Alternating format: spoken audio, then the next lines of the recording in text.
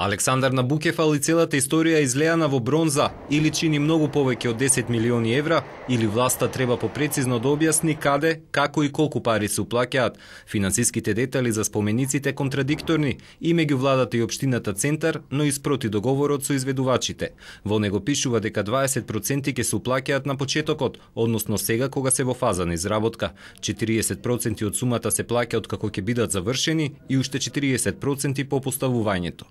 До сега од владата до општината се префрлени над 7 милиони евра.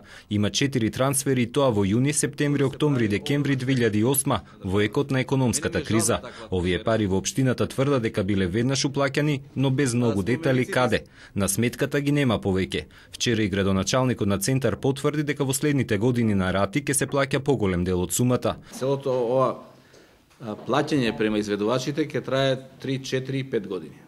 Без многу детали, Министерката за култура избегна да даде попрецизен одговор за критиките од ФУЕР и околу финансирањето. Постои закон за споменици и спомен обележја, кој закон и вие би требало да го разгледате и да го разработите, така да во самиот закон децидно стои дека подигнувањето на споменици и спомен обележја е во надлежност на општините и на собранието. Така да Министерството за култура во овој дел нема ингеренции. За милионските суми плоштадот ќе стане претесен. Од камениот мост ќе дочекува Јустинијан, Ченто на другиот крај на плоштадот, Гоце Делчев на Коњ зад Јустинијан. Кругот на плоштадот ќе биде заменет со фонтана и војници, а над нив Александар на Букефал. Друштво од лево ќе му прави Цар Самуил, а пред него повторно кај камениот мост Даме Груев на Коњ, близу гемиџиите и малку подалеку од неодамна поставените Човек дрво и споменикот Влюбени.